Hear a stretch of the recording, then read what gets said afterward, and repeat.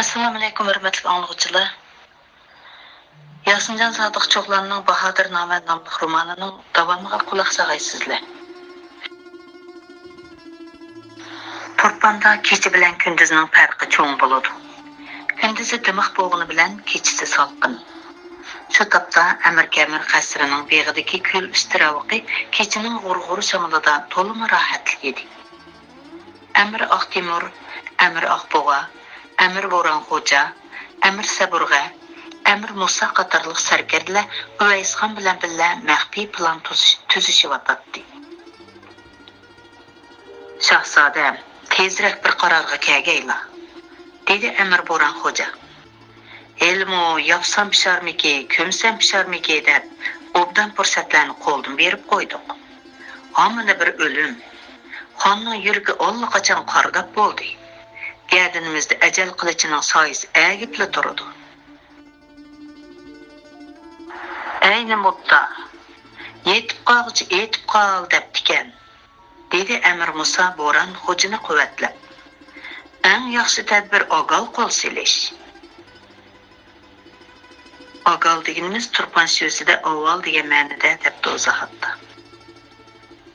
Uvaysxon to'liq salmoq ko'rinadi. Şuna ifoda bildirishga oldirmadi.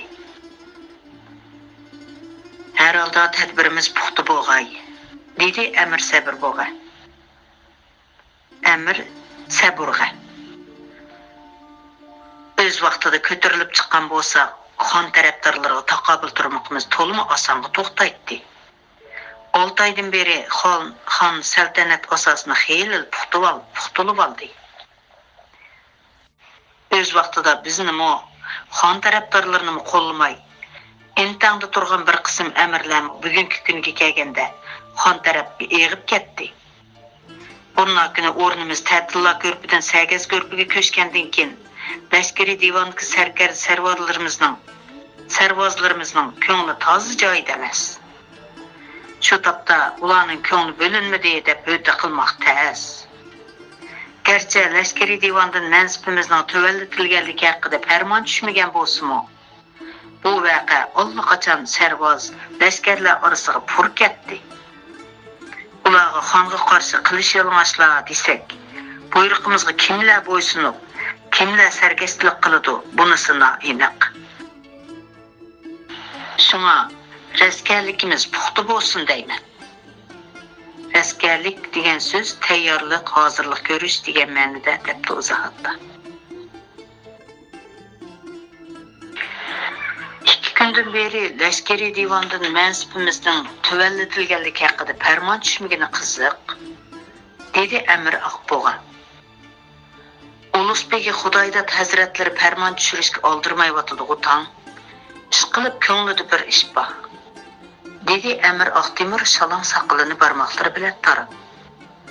Bu ishda Xudoydat hazratlarining qo'llashiga erishsak, bek yaxshi bo'ladi. Ozroq shapi berib chekib boqandiq ya. Menimcha Ulusbegi bizni cho'qim qo'llaydi. Natayin, u odamning ko'nglidagini bilmak tez. Ammo bir narsa aniqki, Ulusbegi Xudoydat hazratlari xondan norozi. Ko'nglidagini bilindirmaslikka tirishib sukut qilib turibdi. Hech qilishqanlar yaqindan beri xon oliylari Ulusbegi hazratlarini ancha nazarga ilmaydigan bo'lib oldi. Saltanat ishlarini atrofidagi o'sha bir to'p xushomatchilar bilan qaror qilayotgandek qiladi. Xonning Ulusbegining huquqini cheklab ta'sir doirasini ojizlatmoqchi bo'lganligi aniqli turmamdi. Bo'lmasa shahzoda oliylari Ulusbegi hazratlarining to'mirini tutib boqsa qanday bo'lar? Bo'lmasa shahzoda oliylari Ulusbegi hazratlarining to'mirini tutib boqsa qanday bo'lar? Hammalar Uvaysxonga nazarini og'dirdi. Ulusbegi Xudoydat hazratlari bizni xonnimi qo'llamaydi. Bu haqda ortiqcha ham xiyol qilishmizlar, dedi Uvaysxon keskinlik qilib. Amirlar taajjub bilan bir-biriga qarashdi. Ulus Begi Hazretleri şu tapda öz gemi bilen Ulus Begi Hazretleri şu tapda öz gemi bilen dedi Üveys Han gepiga düşençi berip. İşençilik ma'lumotlardan qaraganda Qashqarning Amir Lashkari Xo'ja Sharif isyon ko'tarib, Qashqarning noyib amiri Said Ahmad Mirzani Qashqardan qo'g'lab chiqaribdi. Hammalarga ma'lumlik. Qashqar Ulus Begi Hazretlarining suyurg'anlik simini. Noyib amir Said Ahmad uning o'g'li. Farzandining hayoti qil ustida turayotgan paytda o'g'liga yordam qo'lini sunmay biz bilan ko'maklashishi mumkin emasdir. Xon tog'am Ulus Begining o'sha ojizligini tutib olganlik uchun burnokin bizdan o'chqashkar o'ch elishga jur'at qiladi. Bu ma'lumot ishonchlikmi oliylari? deb so'rashdi amirlar hayron bo'lib. Ajab biz xabar topmabmiz deysizlar. Xon oliylari bundaq shum xabarni bizdek muxoliflardan albatta sir tutadi. dedi Üveys Xon istehzo aralashib kulib. Xon tog'am bu ma'lumotni maxfiy tutish haqida Ulus Begi Hazretlariga farmon berganligi ma'lum. Shu topda Ulus Begi Qashqarga lashkar tortishga oldirib, xonning tezroq yorliq tushirishini kutib turyotdi. Ha, endi tushunishlik bo'ldi, dedi Amir Aqtemir. Heligar xon Qashqarga lashkar tortishdan ogal, bizdan xotirjam bo'lmoqchi bo'lib, Sagaz ko'pida o'ltirg'ish orqali qo'limizga lashkariy huquqni tortib olgan kanda. Burnokini Ulus Begi Hazretlarining xonni adolatga undab, ikki og'iz lilla gap qilmay turib elishidagi sababmi mushu boisdan ekanda. Ko'maklashish degan so'z hamkorlashish, hamdamli bo'lish deganlik, bois degan so'z sabab deganlik debdi izohatda. Ayni mudda, dedi Üveys Xon. Ulus Begi Hazretlarining lashkariy divondagi mansibimizni tuvallatish haqida farmon tushirmay turib elishning boisimi dal mush yerda. Xon oliylari Qashqarga lashkar tortish to'g'riliq yorliq tushirsa, Ulus Begimi bizning mansibimizni tuvallatish farmoniga darhol imzo qo'ydi. Xon Qashqarga lashkar tortishga nemishqa oldirmaydi ekan-a? Bu tushunishlik turmamdi. O'rdada toji taxtga hamla qilib turgan bizdek muxoliflar turgan yerda qandaqsiga xotirjam holda Qashqarga lashkar tortishga yorliq tushiralisin. Yana bir tarafdan Ulus Begining lashkar tortib Qashqardagi isyonni tinchitgandan keyin o'ziga qarshi chiqishidan voyim yeydi, dedi Amir Aqbo'ga. Shundoq Xon oliylari gumonxo'rlik sababidan sadoqat bilan Ulus Begiga ishonmayotdi. Qashqar qo'ldan ketsa mayli, toji taxt qo'ldan ketmasin deyotdi. Ahvoldan qaraganda Ulus Begi Hazretlari biz orqali xonni yorliq tushirishga qistov etibdi-da. Undaqda o'tirliqda qurbonlik qo'y bo'ldig'ini yana biz bo'ldik-emiz mana, dedi Bo'ron xo'ja tergib. Hamma ahvol buni oldimizga tavoqdagi oshdak oydin tursa, yana nimaga ta'xir qilib turimiz janoblar? Quruq muloyizni oz qilib, darhol qilishning sepini qo'limizga olaylik. Üveys Xon Bo'ron xo'jaga qarab tamkinlik bilan so'radi. Ag'yorlarimiz qo'sh bo'lsin demoqchimisiz? Janob Amir. Bo'ron xo'ja g'ing'irgan holda Üveys Xonga qaradi.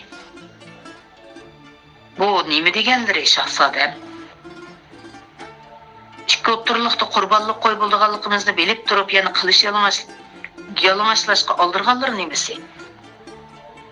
dedi Üveys Xon tushuncha berib. Shuni unutmaslarki, garchi xon oliylari taxtda o'ltirib saltanat tizginini tutib turg'ini bilan Ulus Begi Hazretlariga sal qarashga zinhor bo'lmaydi. Chunki Ulus Begi Hazretlarining o'rdadagi yuz obro'yi xon tog'amdan ustun turisturdiki, zinhor tuvan turmaydi. Butkul tasarrufimizda hurmatga sazovor Ulus Begini tonimaydigan, nomini bilmaydigan kim bor deydilar? Uning marhum boboyi buzurg Sultan Xizr Xo'jaxon oliylarining nijotkor ekanligini butkul el yurt sarkar lashkarlar obdan biladi.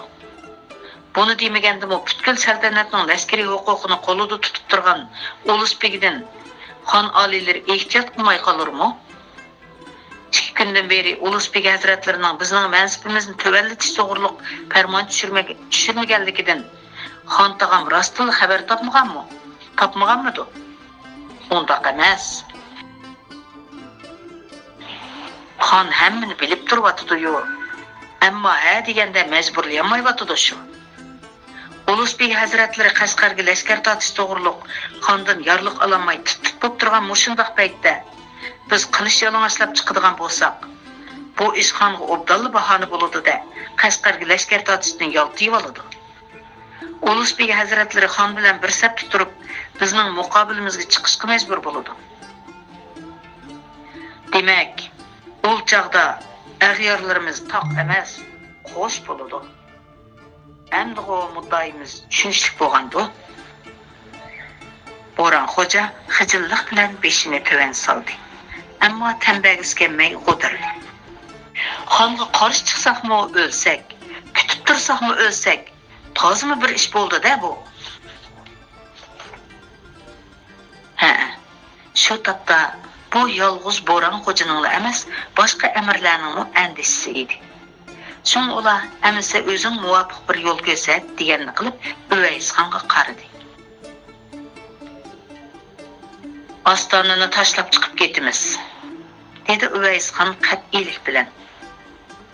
Ostonadan chiqib ketamiz?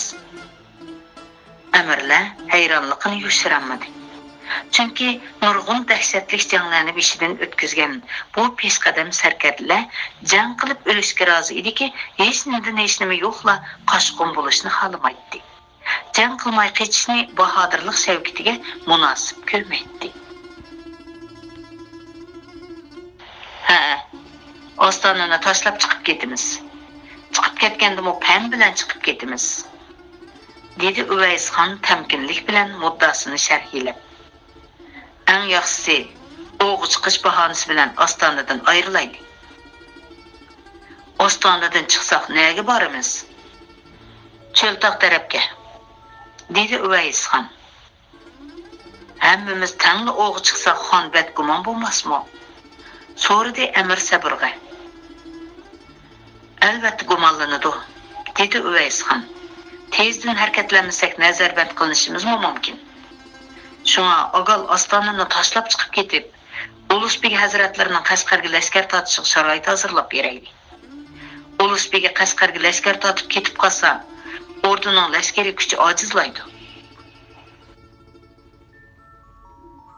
Shundoq, dedi Amir Oqbo'ga. Ulug'bek hazratlarining asiyada Qashqarda. Ostonadan lashkar tortib chiqib ketsa, kayniga yenishi mumkin emas. Qeyb qolgan ordu muhofizat qo'shini bilan Ostona muhofizat qo'shinining orasida ishonchli sarkar sarvarlarimiz hali ham bor. Vaqti kelganda ichti-ichidan moslashib saltanatni tortib olaymiz. Navoda ishchiliklar biz bilan ko'maklashishga ixtiyor qilmoqchi. So'radi Amir Musa. Bizning qo'l ostimizga sarkarlashganlarimiz bilan Ostonadan chiqib ketishimiz mumkin emas. Bundaq chiqishimizga har qaysi qo'rqitib qo'riqchi sarkarlarni yo'l qo'ymaydi.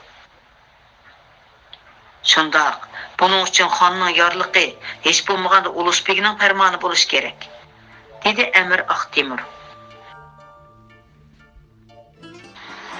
Rost aytishlar, janob amirlar. Bir to'p lashkarlarni boshlab Ostonadan chiqib ketishimiz aslo mumkin bo'lmas, dedi Uvaysxon o'ychanlik bilan. Bundaq qilsak, o'zimizni oshkorlab qo'yamiz.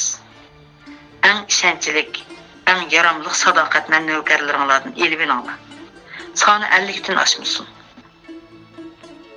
Bundaq ozg'ina navkar bilan chiqib ketsak, Navoda xon orqamizdan qo'g'lashqa lashkar avassa, ishimiz tas bo'larmikin? O'lchaqda cho'ltoqda turishimiz mutaslishidi, dedi Uvaysxon. Balkim tarim Lopvatlarda bir mezgil mökünüp payt kütermiz. Işqilib hozirgi ahvolda Ostonada turaverishimiz biz uchun to'liq xavfli. Burna kun mansibimizni elib etadigan xon, ya o'gin kallimizni elib etalishi tamoman mumkin.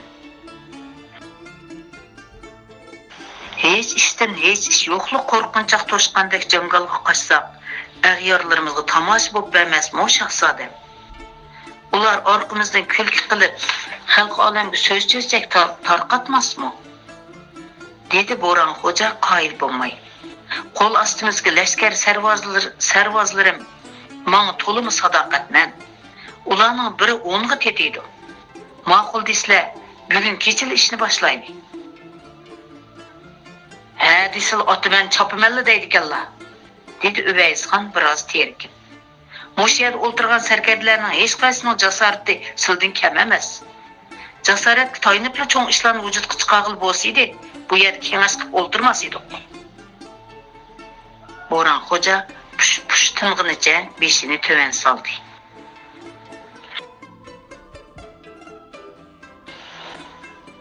Amis shundoq bo'lsin, dedi Uvaysxon kengashni oxirlashtirmoqchi bo'lib.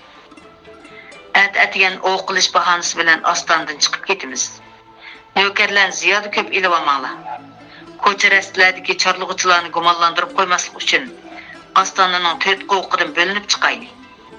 Kechmahal cho'ltaq jangalidagi buloq beshida 4 yerga gulxan yetib uchrashaylik. Esinglarda bo'lsin. Qaysimiz burun gulxan yoqmayli. Cho'qim yoqqan gulxonimizning soni 4 bo'lsin. Aman mağdıgan bo'lgandikin atigan dilmag'ayli. Bomdod vaqti bilan chiqib ketaylik, dedi Bo'ron xo'ja. Orduga salomga bormasak bilib qolurmikin, dedi Amir Musa.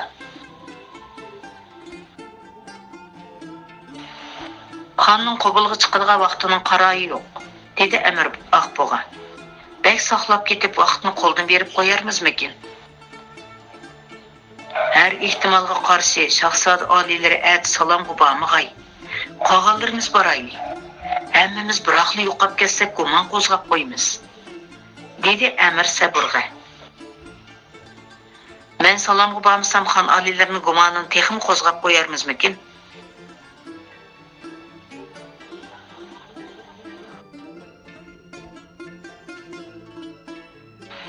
Saburg'a sarkardining maslahatiga ko'nsilar oliylari, dedi Amir Musa. Mush kunlarda xonning payli bakmi buzuq. Kutilgan ishlar yuz berib qolmasin. Sizlar sarkarda Bo'ron xo'ja bilan atigandala ostondan chiqib ketibasizlar. Qolganlarimiz salomga beraveraylik. Xon bizni ko'rsa sizlardan xotirjam bo'ladi. Gumonlanibmi ketmaydi.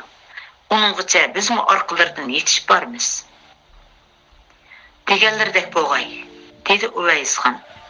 Men sarkarda Bo'ron xo'ja bilan billamag'ay. Ati bomdod vaqti bilan yo'qroq ko'rik beshida uchrashib, qomil qo'qidan chiqib ketaylik. Salom hayal bo'lmanglar. Navoda xon qobulga vaqtida chiqmasa, saqlab turavermay darhol yo'lga jo'nanglar. Navkarlaringlar sizlarni saqlamay shahar qo'qidan chiqqach tursin. Ular maslahatni pishirib olgandan keyin duo qilib o'rinlaridan turishdi. Qomil deganimiz qo'milkan. Qo'milni burun qomil deydi ekan. Atiganda qobulga kechikib qolmaslik uchun bomdod namozidan yenibla o'rdiga yugurgan amirlar shahnishinga to'liq jam bo'lishgan edi. Garchi osh vaqtidan oshqiniga xeyli bo'lib qolgan bo'lsa-mu, xon texchilar qobulga chiqmay yotadi. Xonni kutib taq bo'lgan bir qism yashalgan amirlar o'ltirgan joydalar mugdashga, qo'rchiqqa ichib nog'ri chelishga boshlagan bir qism amirlar asnashga boshlagan edi. Sultan Shir Muhammad Xon taxtga chiqqandan beri atiganlik qobulga asosan kechikmaydi. Atiganlik nashtisini qobulni oxirlashtirib bo'lib, ko'ngli yaqin amirlar bilan birga qiladi. Shahnishinning bir bo'londa Amir Saburg'a, Amir Aqtemur, Amir Musala birda 4 tarafga 9 oylik shohsupaga joylashgan oltin taxtga bitoqatlik bilan nazar tashlashadi. Birda atrofiga bo'yinlab qarab kimnidir izlaydi. Shahnishinning qo'shqanotliq naqshlik ishkiga pat-pat qarab qo'yishadi. Amir Aqbo'ga mushu vaqtcha o'rdiga kirmagan edi. Amir Aqbo'ga janoblari ajab ko'rinmaydi ya. Asta pichirlab so'radi Amir Saburg'a. Shuni deysizlar, dedi Amir Aqtemur. Bira ish bo'lib qolmagan-da. Shahzoda oliylarining keyindan mong'ash turdimi ya? So'radi Amir Musa. ikki amir ovozlarini past qilsa deganni qilib, Amir Musoga chekchaydi va atrofiga xuduksirab qarashdi. Allaqanday xiyollarga asir bo'lgan amirlar ularning pichirlashlariga diqqat qilmagandek qiladi. Shu topda uchli amir o'rdaga salomga kelganiga qattiq pushaymon qilishyapti. Xonning atganlik qo'bilg'i bunchalar kechikib chiqishini bilgan bo'lsa, bomdod namozdan yenibla bismillah deb ostandan chiqib ketmasmidi. Bu chaqqa xeyli yiroqlar uzoq bo'ladi emasmi? Bugun xonga nima bo'ldikini? Sultan Shir Muhammad xon taxtda o'tirgan 6 oydan beri har kunlik qo'bilni faqat qazo qilmaydi. O'zi kechikib kelgan bilan salomga kechikib kelgan amirlarga qilchilik yuz xotir qilmay qattiq adablaydi. Amirlarning ko'rsatgan bahona sabablariga ishonmaydi. Shu sababdan amirlar og'rib qolsa-mu, qoq saharda o'rdaga kelib, xonning qabul qilishini kutib turishga majbur edi. Bugun xon 6 oydan beri izchil degidek davomlashtirib kelayotgan odatini tunji qitim buzgan edi.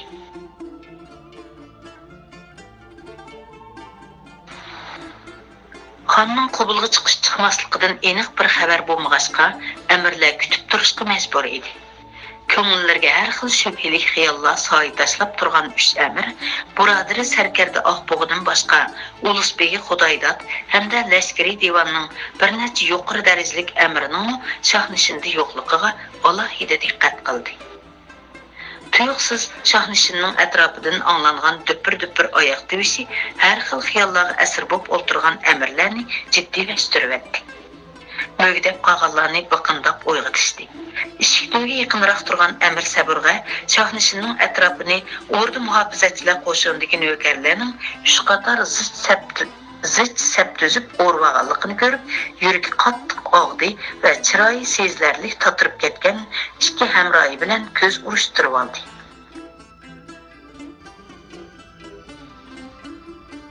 Boshqa amirlarmi huduqqan, ajablangan holda qo'rqimsirab sirtqa qarashdi.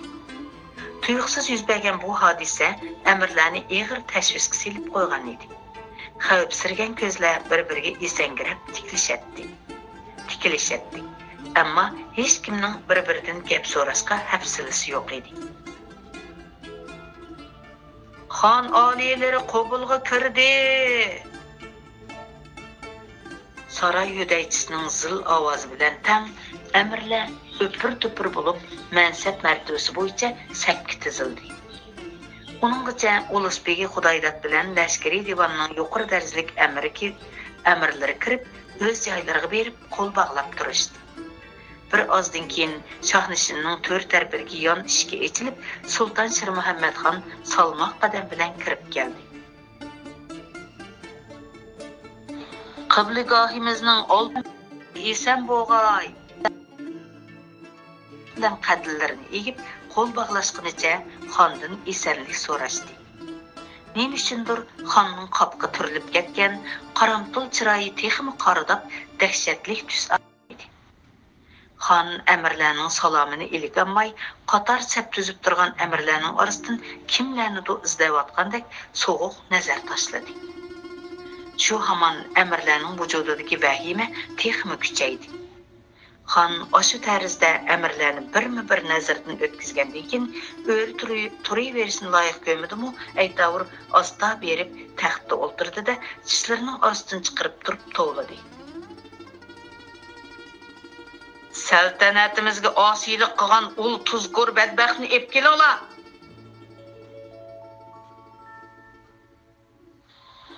Uch amirning yuragi qortib ketdi.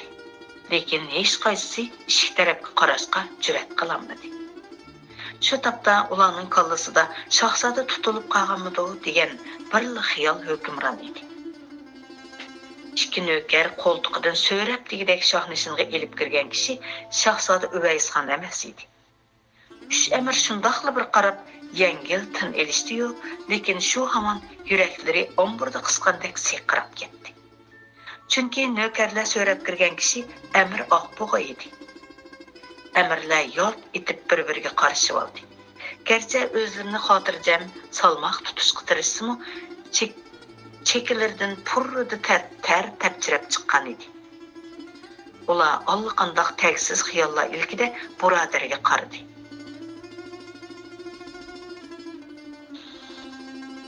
Tayoq qiynoq zarbasidan Amir Oqbog'ining yuz ko'zlari yerilib, ishib ketgan, javg'idan qon sirg'ib eqiyotdi. Poqalchiqini cheqib etgan bo'lsa kerak, yerda asab turolmaydi. Ko'zlaridan qo'rqish, vahima emas, cheksiz bir nafrat uchqindaydi.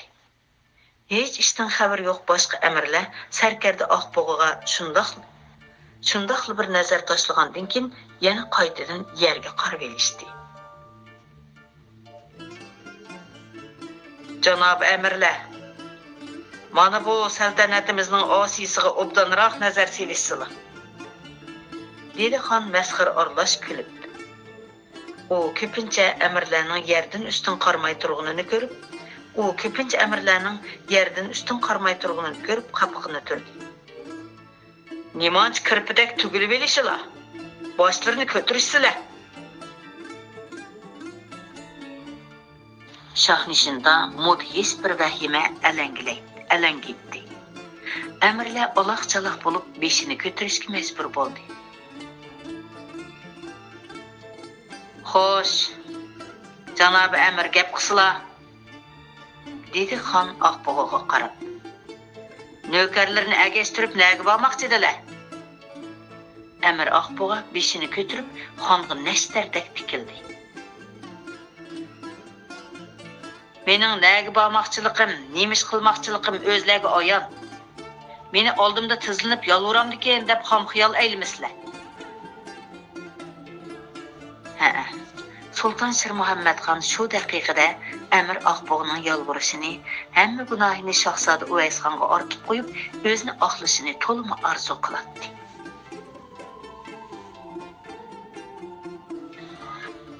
Oqbog'i shunda qilsa, u o'rda ahlining oldida jiyan o'g'li Shahzoda Uvaysxonni texmi bek qorlayalaydi. Texmi ko'p gunoh ortalaydi. To'liq afsus, burniga o'lim purab tursimi, Amir Oqbog'i xonni qilchilik mansitmayotdi. Shir Muhammadxon ichidan qapsab kelgan g'azabini besib olib, xirildab kuldi.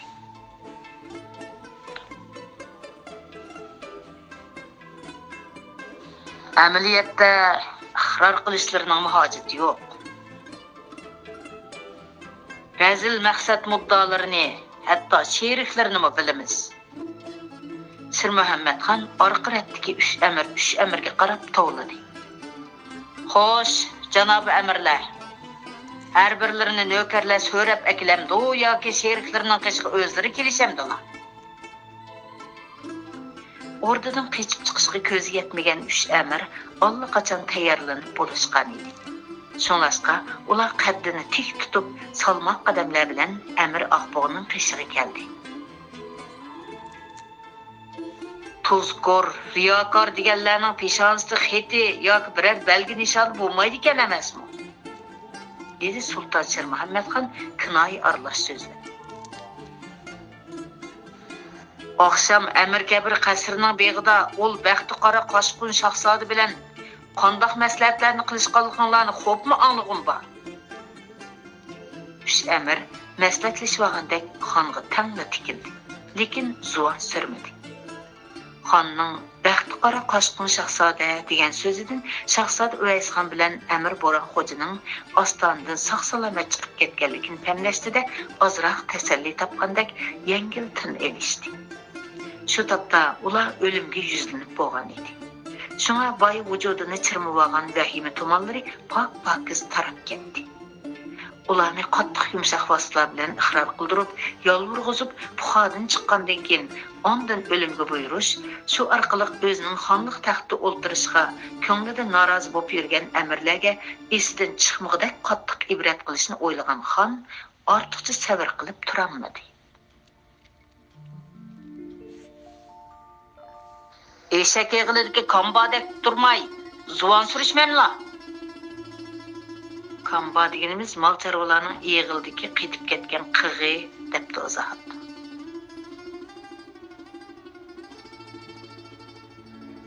Shahzoda oliylar bilan qandoq maslahat qilishganligimiz janob on hazratimning ko'ngliga ayon, dedi Amir Musa xotirjamlik bilan javob berib. Albatta, dedi Sultan Shirmuhammadxon mag'rurlik bilan kulib.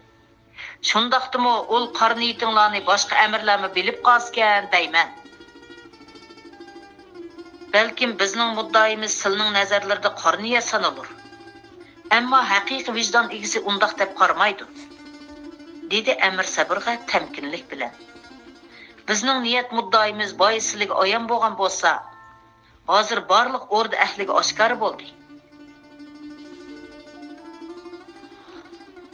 Sili shul tapda bizni hamma gunohni shahzoda oliylarga do'ngab qo'yib, o'zini oxlisgan deb o'ylaydilar. Ammo bu xiyollari yana shu xiyol pet qilishdan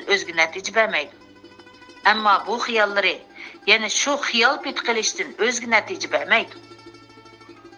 Amir Oqtemir xirildab kulgunicha eg'iz ochdi. Qor niyat kishining qandoq bo'lganligini bilguchiligimiz bor. Xon oliylar taxtda o'ltirgandan beri shahzoda oliylarni ko'zdan yo'qotishni qo'ydi yurdilar. Mana buni qor niyat jumlasidan sanaymiz. Shahzoda oliylarning 6 oydan beri o'rnida o'rinsiz xorliq tortayotganini, el avomga ayondir. O suruq gapni oz qilish, kimning oldida turishayotganingni bayqab so'zlash. Sultan Shirmuhammadxon taxtdan chichangshib turib ketdi. Gap qilisha, shahzoda nega, kimning qishig'i bormoqchi? Shahzoda oliylari bu muddasini sir tutishimizga farmon bergan. Shunisiga deyishimiz behojat. Biz faqat o'z posibonimizga farmonbardorlik qilamiz.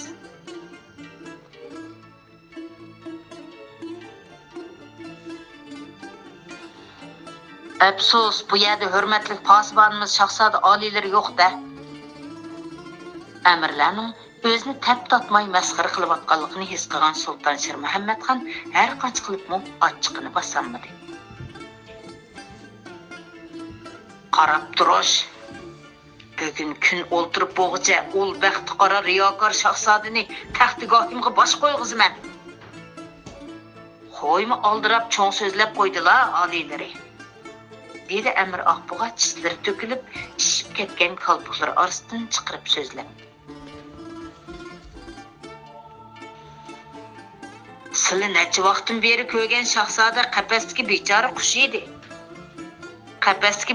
qush edi. Xolos. Hozir bo'lsa ko'k osmonda parvoz qilayotgan lochinga aylandi.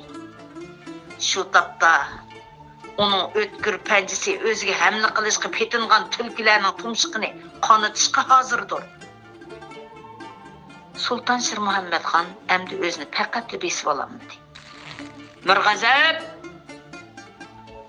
Labbay qibligohim. Ul osiylarning qollis elinib ostona qo'qiga esib sazoyi qilingan. Jallatlar to'rt amirni so'rashtirgunicha shahnishindan elib chiqib ketdi. Meni kechiringlar, birodarlar. Ishni men bozib qo'ydim, dedi Amir Oqbug'a hamrohlariga qarab. Ishonchli navkarlarni harakatlantirib, safar tayyorligini qilgan Amir Oqbug'a ozroq tinchlanib olish maqsadida 2 kosa sharob ichmoqchi bo'lib, chiqroq ichib qo'ygan edi. Shu sababli tongga yaqin qattiq uxlab qoldi. Bugun hamma ostonadan chiqib ketimiz-ku deb o'ylagan mahramlari uni birdan uxlavasin deb o'yg'atmagan edi. Amir Oqbug'a uyg'ongan vaqtida vaqt xeyli bir yerga berib qolgan bo'lib, o'rdadagi qabul vaqti o'tib ketgan edi.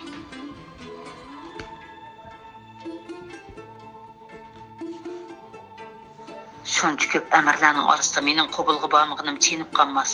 Yeligicha boshqalarning qabuldan yenib bo'lgandi. Uningdan ko'ra vaqtni chang tutib ostonadan chiqib ketay deganlarni xiyoldan o'tkazgan Amir Oqbug'a taxt bo'lib turgan navkarlarni elib shahardan chiqib ketishga oldirdi. Ular Amdil shahar darvozasiga yaqinlashishiga oldi orqasidan minglagan o'rda lashkarlari qo'rshib oldi. Qaramliq qilib elishib, yenidagi sadoqatman navkarlarni o'limga tutib berishni xohlamagan Oqbug'a o'zini qo'rshib olgan lashkarlarga mardlik bilan asirga tushdi. Ordu ziyofatidagi Sagaz ko'pi voqeasidan keyin Shahzoda Uvaysxondan toza xotirjam bo'lmagan hiligar Shirmuhammadxon Amir Kabir qasri atrofiga payliqchi qo'yib qo'ygan edi. Oqshom payliqchilar shahzodaning yaqin amirlar bilan maxfiy uchrashganligidan xabar topgan bo'lsa-mu, allaqachon haramga kirib ketdi. Xonga kechida xabar yetkazishga amal qilinmagan edi. Bugun atigan xon bu ishdan xabar topgan vaqtda shahzoda Uvaysxonning shahardan chiqib ketganiga 2 osh pishim vaqt bo'lgan edi. Shahzodaning nega ketganini bilinmagan xon darhol oqshom uning bilan maxfiy uchrashgan amirlarning peyiga tushgan edi. Uzoq o'tmay payliqchilar Bo'ron xo'janinmi shahzoda bilan birga chiqib ketganligini, Oqtemir, Sabrg'a, Musa qatorliq 3 amirning salomga ketganligini ma'lum qilishdi. Amir Oqbug'i bo'lsa, shahardan chiqishga ulgurmay qo'lga tushdi. Sultan Shir Muhammadxon Ulusbegi Xudoydat qatorliq lashkariy divondagi yuqori darajalik 4 amirni chaqirtib, Oqbug'ini shaxsan o'zi so'roq qildi. Dahshatli usulda qiynadi. Hatto put-qo'llarini cheqavatdi. Lekin shahzodaning nega ketganligi to'g'riliq bir ig'izmi javobga erishamadi. Shahzodani vaqtida nazarband qilmaganiga qattiq pushaymay edi. Shahzodaning qochib ketganidan xuddi yo'lvosni taqib qo'yayotgandek tuyg'uga kelib qolgan Sir Muhammadxonning ichi ochiq bo'lib ketgan edi. Shu topda bu 4 nafar amirni bir qitim emas 10 qitim o'ldirib, ustixonlarni kukum talqon qilaversa, dardi chiqmaydi. O'ltirishga ijozat berilganligi uchun o'lim vahimasida qattiqroq tinchqina paydalanmay, texchi o'ltirishgan boshqa amirlarni so'g'uq tar bosgan edi. 4 amirni o'limga buyuribmi g'azbi besilmagan xon bechorlik bilan qo'l bog'lab turgan amirlarni esidan chiqargan edi. Atigan Amir Oqbug'ini so'roq tatqandan tortib, toki shohnishinga kirgicha bir ig'iz gap qilmay o'tirgan Ulusbegi Xudoydat xonning diqqatini chalg'itish uchun qasdanga kalta yutilib qo'ydi. Sultan Shir Muhammadxon timtasliqqa cho'mgan shohnishinga qattiqroq nafas ilishqimi petinamay, beshini akkinicha qo'l bog'lab turgan amirlarga qayta bir qarab o'tgandan keyin osta berib taxtda o'ltirdi. Gerçi Uvaysxonni qochirib qo'yganidan ko'ngli qattiq yerim bo'lgan, ichi ochiq to'lgan bo'lsa-mu, taxtga o'tirgan 6 oydan beri tunji qitim shohnishinda haqiqiy sur hayvasini ko'rsatib, barliq o'rda arkonlarini g'al-g'al titratganidan huzur his qilmoqda edi. Taxtda o'tirgan 6 oydan beri u har qanday farmon, yorliqlarni jakarlashda xeyli ehtiyot qilib keldi. Bo'libmi marhum bo'lsa Xizr Xo'jaxonning shafoatchisi hisoblanadigan, shu sababli o'rdadagi lashkariy mulkiy huquqni changaliga elib olgan, o'rda ishtirishida mutlaq imtiyoz egasi sanaladigan Ulusbegi Xudoydatning maslahatini elishga majbur bo'lib kelgan edi. Mana bugun Ulusbegi Sarkarda Oqbug'ini so'roq qilishdan tortib, shohnishinda ularni o'limga buyrug'ichi bo'lgan orliqda bir ig'izmi gap qilmadi. Sir Muhammadxon buni Ulusbegi menga nasihat qilishga, 4 amirning orasiga tushib saloh qilishga petinolmadi deb ishongan edi. Shu topda vujudida tuyuqsiz paydo bo'lgan g'oliblik tuyg'usining kuchayishiga ergishib, boyqi g'azabi xeyli besilib qolgan edi.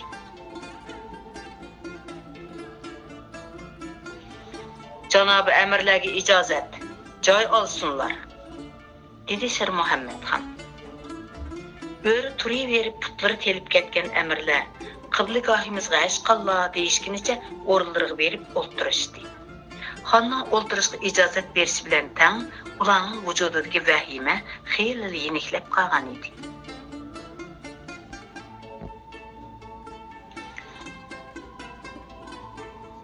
Buyuk saltanatimizning izzatlik amir sipohlari o'chiq bo'lg'ayki, bizlar kim Shir Muhammadxon ibn Muhammadxon saltanatimizning ushbu oltin taxtiga ogal olamni yaratquchi va hammaga qodir Haq taoloning inoyati bilan shundaqla boboy ajdodlarimizdan qolgan udum bo'yicha posibon bo'ldik.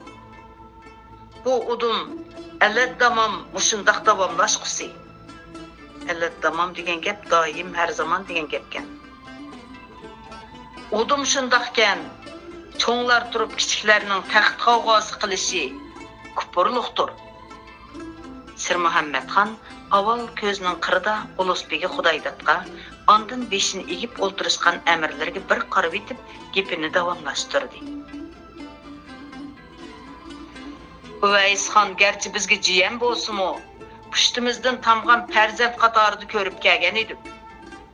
Ammo u bizning na tog'liq, na qarindoshlik, na saltanat sohiblik martabamizga rioya qilmadi. Toj taxt tamasida riyokorlik qilib, atrofiga go'posiz, noahli amirlarni to'plab osiylik yo'lini tutdi. İnşallah, ul baxti qora tuzg'ur shahzodining shumniyat iqboli ko'nglimizga boshtil oyon bo'lganlik uchun saltanatimizni bir balo qazodan saqlab qoldik. Gerçi ul noshukr shahzoda ko'zimizni g'alat qilib hozircha qechib qutulgan bo'lsa-mu, ammo ishonchimiz komilki, pat yaqinda uni dargohimizda ko'ramiz. Go'posiz degan so'z vafosiz degan, inshaalloh degan so'z xudo xolisa degan so'zkan. Bir qancha xushomadchi amirlar Sulton Shir Muhammadxonni bas-basta maqtashga kirishdi. Adolat panohimizning kuch-qudrati cheksizdir. On hazratimizning dargohi mehr-shafqat buluqidir. Qiblagohimizning tangdoshsiz aql parosati bilan buyuk saltanatimiz abdul abad osoyishlikqa yuzlangusi. Maqtashlar oldida Sulton Shir Muhammadxonning vujudida qaytadan g'urur, hayajon paydo bo'ldi. O'tni kim tutsa shuning qo'li ko'yir, dedi Shir Muhammadxon tantana bilan. Ol tuzg'ur osilani saltanat qonuni bo'yicha yasoqqa yetkazgan bo'lsak-mu, ammo ularning bola-chaqa jaddi jamoatiga siyli rahim qilib, mehr shafqat xazinamizdagi inoyatlarimizni oyimidik. Farmon, dedi u untinsiz o'ltirgan Ulusbek Xudoydatga ko'zining quyruqida qarab qo'yib. Ol osi amirlarning bola-chaqa jaddi jamoatiga omonlik berilgay. Mol-mulklariga ta'arruz qilinmagay. Ulusbek Xudoydat yerim yumib olgan ko'zini loppida echib, sal qimirlab qo'ydi.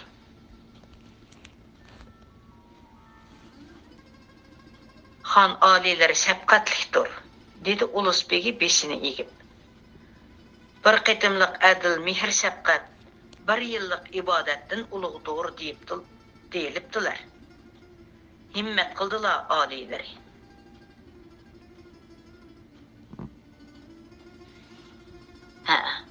Ulusbek Xudoydat kutmaganda xonning qilgan bu kang qo'saqlikdan haqiqatan minnatdor bo'lgan edi. Ulusbekning tavazusi Shir Muhammadxonning hayojini hassilab oshiribdi. Ko'nglida necha vaqtdan beri Ulusbekga nisbatan paydo bo'lgan g'um birdanla ko'tarilib ketdi. Hozirda o'limga buyurgan 4 amirning oila tavobatiga qilgan kang qo'saqligi bilan Ulusbek qatorliq bir qism amirlarning qoyilligiga, hurmatiga erishdi. Buningdan o'zimi xeyli ko'ngil ozodlik his qilyapti. Saltanat albatta adl adolat bilan ro'naq topur, dedi Sulton Shir Muhammadxon chiroyiga sus kulki yugurdi. Kimki saltanatimizga osiylik qilib, tasarrufimizni parchalamoqchi bo'ladi ekan, ilgari qandoq to'hfa ko'rsatishidan qat'iy nazar jazman yasoqqa tortiladi. Bugun saltanatimizning osiylarini yasoqqa yetkazib, ko'nglimiz ozroq amin topgan bo'lsa-mu, yanada dil xastaligimiz tamom besilg'ini yo'q. Ushbu kunlarda Qashqarning amir lashkari Xo'ja Sharif o'z nasibasiga shukr qanoat qilmay, saltanatimizga osiylik qilib, g'alyon ko'tarib, Qashqarning noib amiri bo'lmish Said Ahmad Mirzani Qashqardan qo'g'lab chiqarganligidan xabar topdi. Sulton Shir Muhammadxon gapini to'xtatib olib, amirlarga tashqi nazar tashladi. Bu kutilmagan shum xabarni olgan amirlar daqiq ishida bir-biriga qarshi bo'lgandan keyin yana diqqatini xonga og'dirishdi. Oldirab eg'iz ichishda hech kim petinamay yotadi. Boyatdan beri chiroyini o'zgartmay, xuddi qotirib qo'ygandek o'ltirgan Ulusbek Xudoydat biroz qimirlab qo'ydi. Vallohu olam deb so'zini davomlashtirdi xon. Buyuk saltanatimiz janob amirlarning sadoqat ko'rsatishi, kech-kunduz el yurtning g'amini yeb, lashkar va ra'iyatning ko'nglini ovundirishi bilan hududligimizda asoyishlik hukm surgan erdi.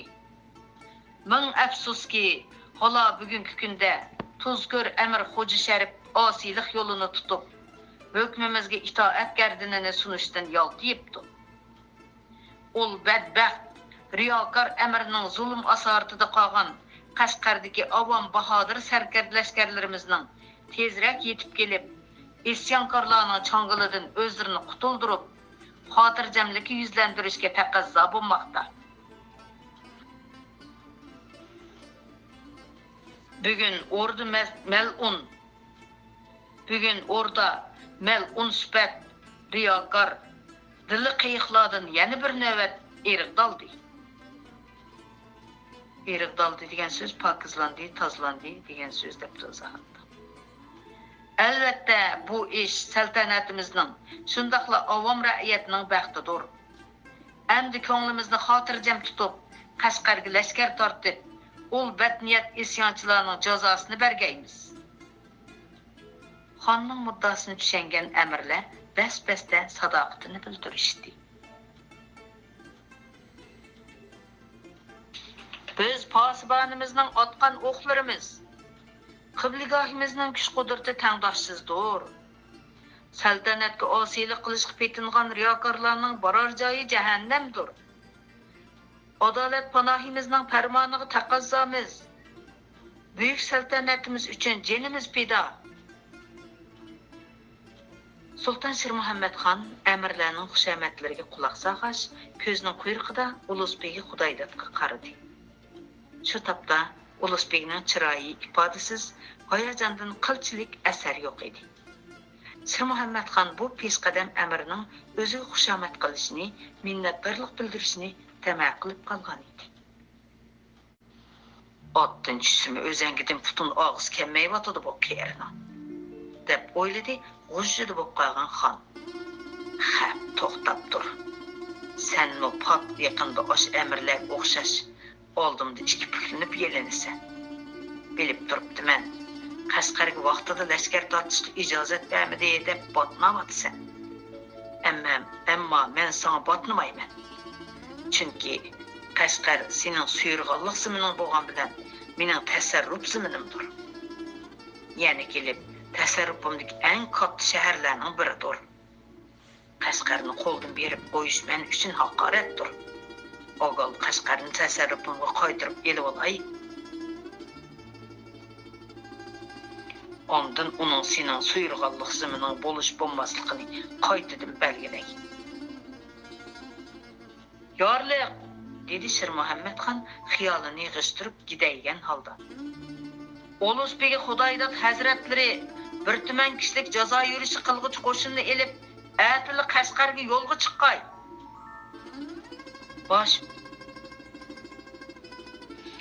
Bosh ustiga, dedi Ulug'bek Xudoydat dast o'rnidan turib.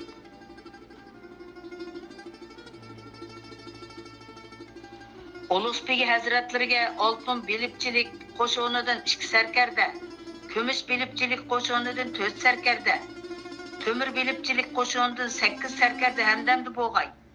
Ol sarkarlarni Ulug'bek o'zi dilxohlag'ay.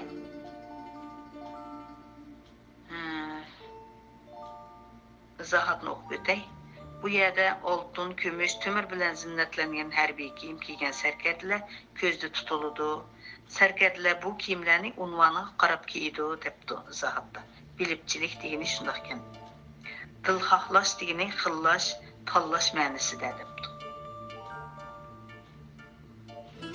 Qibligohimning himmatiga hashqalloh, dedi Ulug'bek Xudoydat qo'l bog'lab turib. Farmonlarini jinimiz bilan bajo keltirib, ol osiylarning sarkash qallasini taxtigohlarining oyog'iga tashlag'aymiz. Jazo yurishining oqsab qolmasligi uchun xohi Ulug'begi, xohi sarkarda sarvoz, xohi lashkarlargacha uy ichini ostonda qoldirib qo'yg'ay. Ildam berib Qashqardagi osiylarni jazolab, yana ildam qaytqay. Bosh ustiga, dedi Ulug'begi. Yerga uy ichi deganimiz xotin bola chaqa oila tavobatini demakchi debdi izohatda.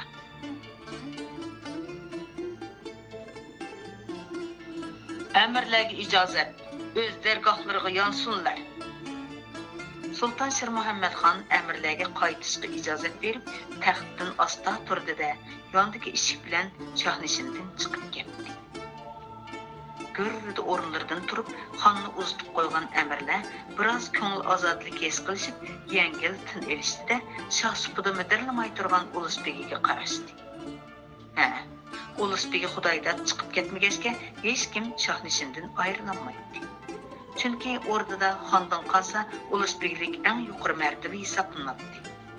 Ulusbeglik martabasi Xudoydatqa ulug' bo'lsa Amir To'lakdan miros qolgan edi. Amir To'lakka Ulusbeglik martabasini To'g'liq Temirxon bergan edi. Shundaqla Amir Xudoydat bu martabaga To'g'liq Temirxon hayot vaqtida varislik qilgan edi.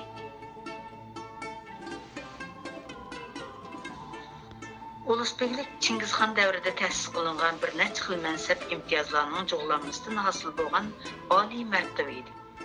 Chingizxon davrida Ulusbegning qo'lida Tumantog', Alam, Qo'shtuq, Qur, Qush, Amir, Divan, Yoy qatorliq 7 mansab va imtiyozlar bor edi.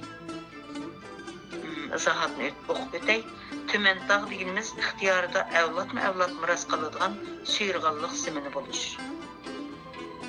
İkinci, Alam deganimiz o'ziga xos bo'lgan tug' alamlik qo'shini bo'lish.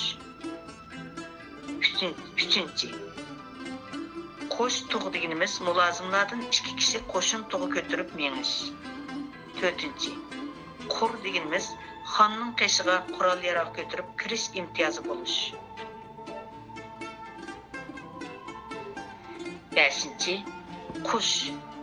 Xonliq da'vasidagi barliq qushchi ovchilarning uning ijozatisiz ov olishiga ruxsat qilmaslik. 6. Amir. Butkul Mo'g'ul ulusiga amir bo'lish. Nishon putuklarga ismini yozganda ulusning sardori deb yozish. 7. Divan yoy. Divanxonda amirlar uningdan bir yoy bo'yi yiroqlikda pastda o'tirish. 8. Ixtiyoriy mutlaq. Mingbeşlik ve mingbeşlikten tüven leskeri mansabga tayinlash ve qoldirish ixtiyorida bo'lish. Xonning hukmiga muhtoj bo'lmaslik. To'g'liq Temirxon davriga kelganda Xudoydatning dadasi Amir Bulaji To'g'liq Temirxonni Mo'g'ullarning orasidan qutuldirib kelib, xonlik taxtida o'ltirg'izganlik uchun To'g'liq Temirxon Amir Bulajining bu to'kpisini tartiqlash maqsadida yuqorqi 7 mansab imtiyozga ixtiyoriy mutlaq vaboli kechirim qatorliq 2 imtiyozni qo'shdi. To'g'liq Temirxon vafotidan keyin Amir Xudoydat To'g'liq Temirxonning eng kichik xonzodasi Xizr Xo'jaxonni tog'asi Amir Qamariddinning qirg'inchiligidan qutuldirib, Qashqar, Badaxshon, Xotan tog'larida, Seriq Uyg'ur, Charchan, Lopnur, Tarim vodlarida 12 yil yo'shirin qo'g'dab, xonlik taxtida o'ltirg'izdi. Xizr Xo'jaxonmi taxtda o'ltirgandan keyin ota-bobolarining qoidasi bo'yicha yuqorqi 9 mansab imtiyozga yasovul, sap, xos piyola, muhrdan iborat 3 imtiyozni qo'shdi. Shunday qilib, Ulusbegining qo'liga yuqorqi 12 mansab imtiyoz markazlashdi. Shuningdek, Ulusbegi xonga o'xshash hurmatlanadi. Barliq qalamdor, alamdor beg sipohlar xondan qolsa Ulusbegiga shartsiz bo'ysunadi. Izohatlarni o'qib o'tay. Vaboli kechirim deganimiz o'limga tegishli gunohi 9 ga yetmaguncha o'limga buyurilmaslik. Yasovul sap degani to'y bazmlarda xonni 3 yasovul orqasida turib qo'g'disa, Ulusbegni 1 yasovul qo'g'dash.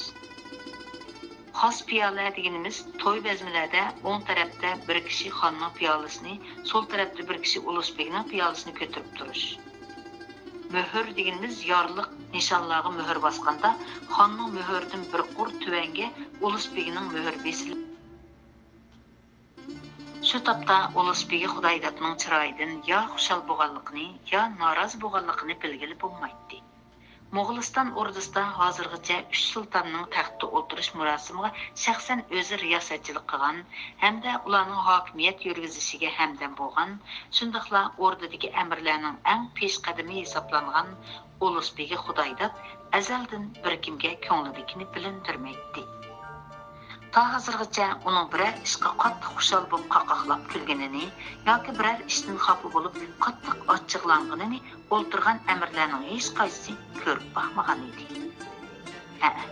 Boy u xonning Qashqarga lashkar tortishga yorliq tushirganligidan texchi o'lik tiriklikka noma'lum o'g'li Qashqarning noib amiri Said Ahmad Mirzaning qishiga tezroq bora oladiganligidan xushal bo'lgan bo'lsa-mu, lekin xonning lashkari yurishga sarkar lashkarlar emas, hatto o'zining oila tavobatlarini birga elib mengshiga chek qo'yganligidan ranjib qolgan edi. Xon oliylarining ko'ngli joyida emaskan. Muhimi, menga ishonmaydi ekan. Rostdan ishonmaydi ekan. Bizni uy ichi bilan birga Qashqarga yurish qilsa, Qashqarni tinchitib bo'lgandan keyin Shahzod Uvaysxon bilan birlashib men qarshi chiqadi, isyon qiladi deb o'ylaydi ekan. Azaldan cho'ng-cho'ng yurishlarda sarkarlarning lashkarlargacha uy ichini birga elib elib, mengish o'dimg'u bizga. Qashqarni osiylardan eriqdab bo'libla darhol Ostonaga yeninglar deydi teqi. Qashqar bilan Ostonaning orliq shunchalar yiroq tursa, tez berib tez yonsaq, lashkarlar chidamdi.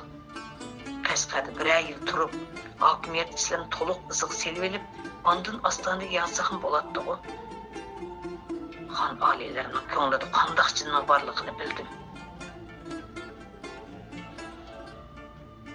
Bizni shunchalar lashkarlar bilan yiroqqa yo'lga sag'ini bilan ko'ngli xotirjam emas. Shunga uy ichimizni Ostonada tutib kelib, shu orqali bizni tizginlamoqchi. Shahzod Uvaysxon bilan birlashib olib, taxtga qarshi chiqishimizning oldini olmoqchi. Xon oliylari taxt saltanat uchun har qanday ishni qilishdan yonmaydigan bo'lib ketibdi. Mana boy o'limga buyurilgan amirlarmi Askeri divanning ajoyib jasoratli, to'kpikor sarkarlardan edi. Gerçi ular shahzodaga agishib o'rtadan yuz o'rib, Ostondan chiqib ketmoqchi bo'lgan bo'lsa-mu, kollisni elish hojat emas edi. Kuyingan, mehribonlik ko'rsatgan, a'tiborni qilgan bo'lsa, o'rtadan hargiz yuz o'rmaydi. Shahzoda shunday qiladi. Tag'ı turib uni o'g'li, jiyani qatorida ko'midi. Marhum xon buvisining taxtida o'ltirishni xiyol qilganlik uchunlar ashaddiy ag'yorlar qatorida ko'rdi. Hadisni tashkishladi. Adibini berdi. Obro'yini to'kdi. Shahzodlik martabasiga bo'lsin hurmat ko'rsatmadi. Shahzodaning oshbaxti qora amirlarning gunoyi faqat xonning taxtida o'ltirishiga norozi bo'lganligi bu oxir. Shahzodaning oshbaxti qora amirlarning gunohi faqat xonning taxtida o'ltirishiga norozi bo'lganligi bu oxir. Amaliyotda norozi bo'lganlar yolg'iz ular emas.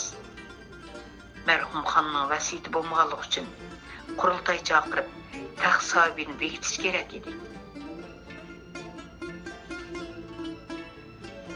Ularning ko'nglidagi noroziligim shu edi.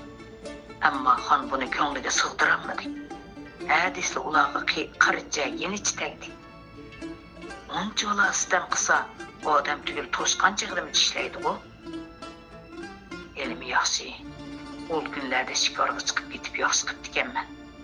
Bo'lmasa jasorati, fazilati, lashkari mahorati marhum dadasidan qilishmaydigan o'l shahzodaning taxt sohibi bo'lishini qo'llashim tabiiy edi. O chog'da Sulton Shir Muhammad xon bilan odobatlashish, uning ohonini ko'tirish ma'lum nesib bo'lar ekan. Ulug' Alloh egamga 100 ming qatl shukr. Qiyirgan jinimda bundoq balolarni ko'tarolmas edim.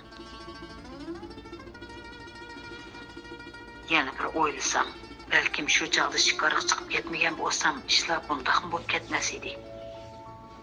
Afsus. Shahzoda Uvaysxon Beyk saltanatining taxt sohibi bo'lish to'lim xo'p keladi. Hozir nalar yurdigandu. Eng yaxshisi bir mazgil Ostonaga qaytmag'ini, sirtlarda yurgani xo'pdir. Uningga fursat kelib qolur. Xonning qayda ahvolidan shahzodaga bir xabar berganim yaxshimikin ya? Ulug'bek Xudoydan o'zining xiyolidan o'zi cho'chib, atrofga esankirab qaradi. Amirlarning hammasi uning qo'zg'alishini taqozolik bilan kutib turishadi. Qursqi echib ketgan bir qism əmrlər toxtumay əsnəydi. Bir qismlərinin çoğ-kiçik tərəfləri qıstab qalğan idi. O özüge xuşamət qoyluq bilan heciyib qarab turgan əmrlərə şundaqlı bir qarab etgandan keyin asta o'rnidan qo'zg'aldi. Boshqa əmrlərmi Uluspegega əgishib Shohnishimdan cho'lib chiqishdi. Hürmetli anlıqçılar, bugün kitapni o'sha yergacha o'qib beray, ko'ngil qo'yib anlag'aninglarga rahmat. Xayr, xo'sh, omon bo'lgaysizlar.